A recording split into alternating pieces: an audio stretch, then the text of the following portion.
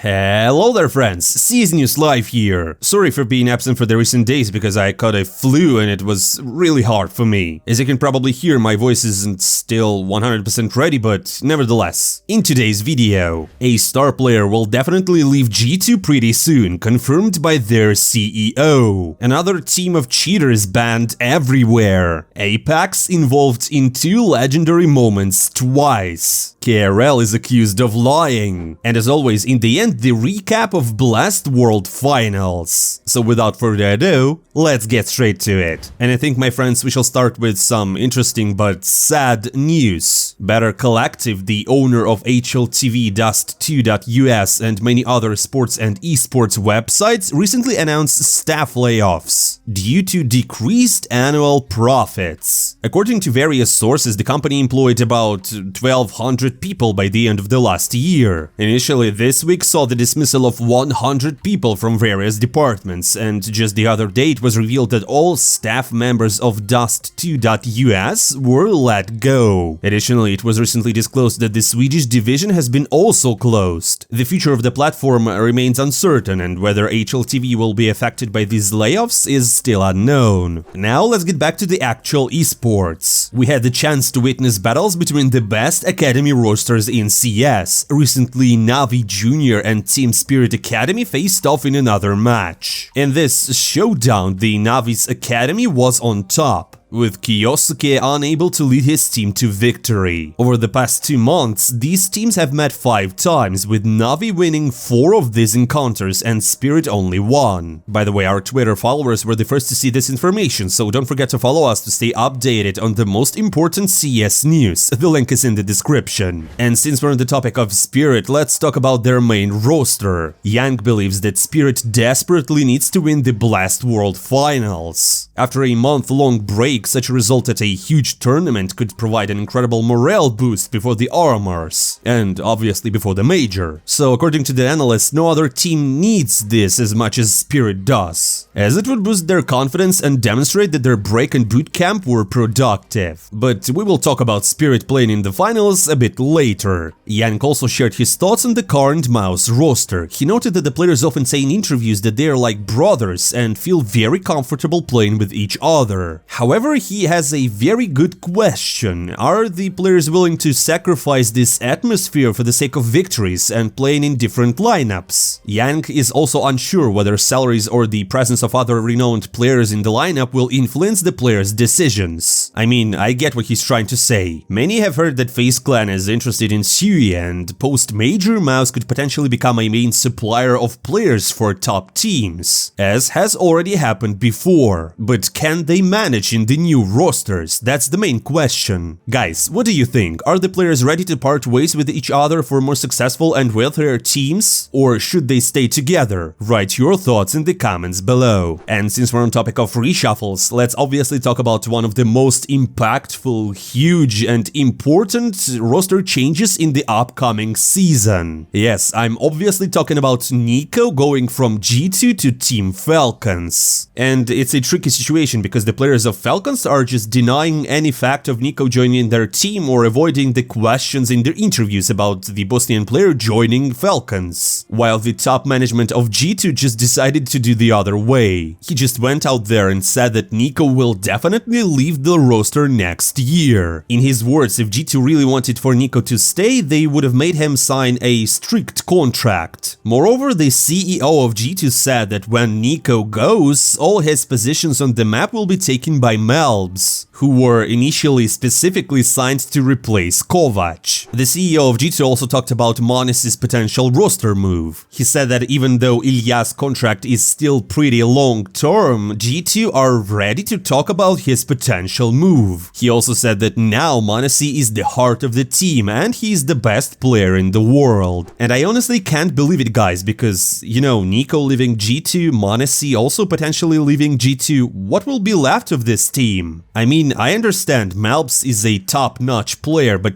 he will be alone there. On the other hand, if they sell Nico and they sell m0NESY, they will have a lot of money to find a replacement. You can suggest your potential G2 rosters in the comments below. Now, my friends, remember in the last video we talked about how Kassad expressed strong negative opinions about the tier 2 scene and match fixing? Well, it seems that he was at least partially right, because recently all bookmakers blacklisted Team 500. This was done after a suspicious match against Amkal, and it's unclear whether it was a fixed match or 500 just used a radar. According to various analysts and insiders, before the first map, the odds for the Bulgarians' victory were 1.67, after which 500 won the match with a score of 13-7. In support of this theory, a clip is often cited where it's visible that the players without any info decided to stack 4 on A, which is illogical and risky. Additionally, many point out the eye movements of the players who seemed to constantly glance at the radar. Amusingly, Amkal's management responded to the situation with irony. They suggested that the 500 team players undergo vision correction so they'd glance less at the radar. Previously, by the way, 500 were suspected multiple times of cheating and match fixing, and it seems that the bookmakers have realized this too and decided to somewhat cleanse their reputation. Interestingly, 500 themselves are owned by bookmakers. It will be exciting to see if this matter reaches ESIC and what the association's decision will be if it happens, but the time will tell. And since we're getting closer to the end of the news part of the episode, let's revisit the legendary highlight from the other day, where all the players from Vitality simultaneously perished to the C4 explosion, which prompted immediate reactions from several people. James Banks expressed sympathy for Shiro, imagining how many frags the Team Spirit sniper could have made. Meanwhile, Liam Slevin pointed out that Apex has been now involved in this type of legendary highlights twice. The first time was on Dust 2 against Fnatic, when all 5 players of the Swedish roster bought Ops, and now the second time. In both instances, Apex was on the receiving end. Interestingly, nearly 9 years have passed between these moments, and Apex is still performing at a highest level, as Liam also noted on his Twitter. And yeah, since we're talking about the analysts, we couldn't miss out the micro-conflict between KRL and Innershine. So the analyst of Furia says that in 9 out of 10 times, KRL's information is just lies. Innershine stated it after KRL told everyone, possibly leaking, that Liquid has inner problems, and they're just fighting for their roles in the game. But before that, the analyst just explained the whole structure of Team Liquid and their playstyle. So guys, what do you think? Who of these two is right? I mean, on one hand, KRL, I don't really know. He provides good info about Vitality, but about other teams, I'm not really sure. While there's something definitely wrong with Team Liquid. Tell your thoughts in the comments below. And now, my friends, let's finally move to Blast World Finals Grand Finals. Yeah, I used the word final 3 times in one sentence. What can you do? I remind you that unfortunately we skipped the part with the playoff matches because I was just under the flu and couldn't do anything, honestly. So let's just skip to the good part. It was G2 against Team Spirit. And you know what, friends? It seemed that both teams got profits from finishing last at IEM Rio, as well as having a break from huge tournaments. And here's an interesting part. For Team Spirit, it's the first final of their 5 last tournaments. So I guess we have to congratulate them. But let's not waste our time and move to the match itself. So it was a best of 5. Mirage, Anubis, Dust 2, Nuke and Ancient as the decider. Let's see how many maps it will take. And we shall start with Mirage, G2's pick.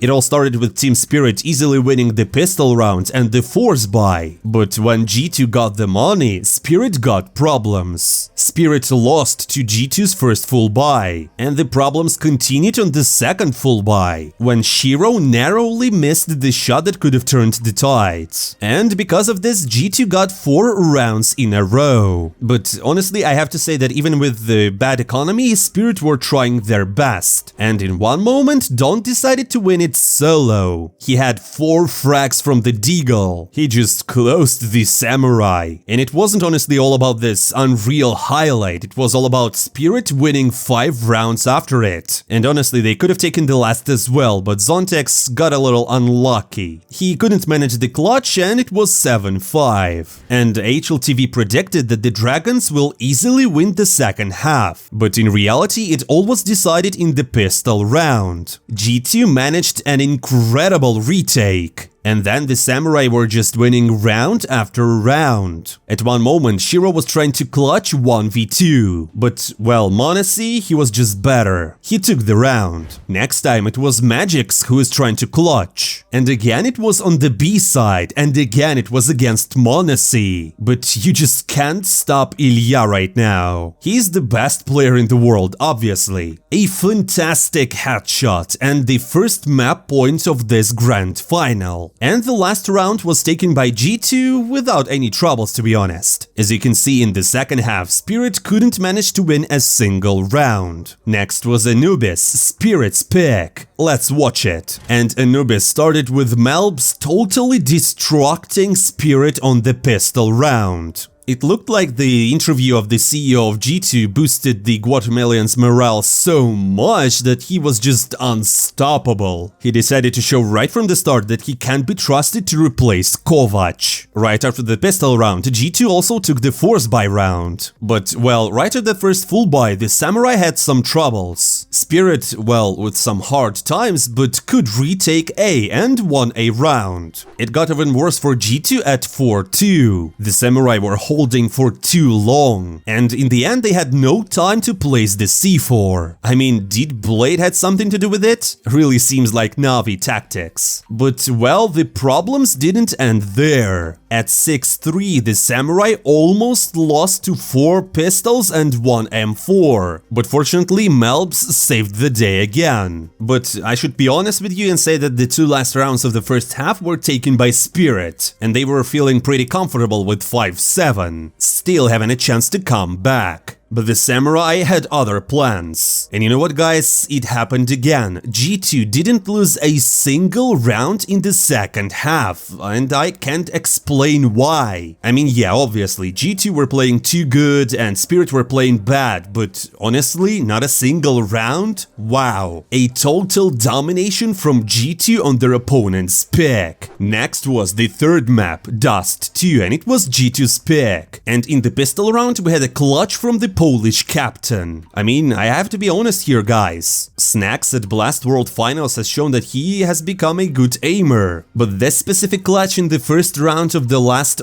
spoilers map was what gave the G2 the boost they needed. The boost was so strong they led 6-0. Spirit only managed to get their first round when G2 had a mistake entering A. Then they took the second and the third, but well, G2 just continued to dominate then. And Chopper was just destroyed. Spirit's captain couldn't even save. G2 won the first half with a score of 8-4. And well, you can guess what happened next. In the second half, G2 without any troubles closed the pistol round. In the next round, the Dragons tried to go to B, but Hunter was already there. He didn't let Spirit take the side. But they were stubborn enough to try to do it again, and they did it. Finally, Spirit got the first round in the second half, in the whole final series. But, well, after that, G2 just got good economy and the Dragons were destroyed. 13-7. Wow. Congratulations, G2, it was a confident, very confident final. They won the Blast World Finals, congratulations, and the MVP obviously goes to Monesi. And my friends, I think I should remind you here that G2 lost the opening map 0-13. And I also have to remind you that this is probably almost officially the last tournament before the major that G2 is playing with this roster. And that's all for today, my friends. Thank you for watching. Don't forget to hit the like button right now and subscribe to the channel. And also leave a comment with whatever you like. We're not saying goodbye for a long time. See you soon.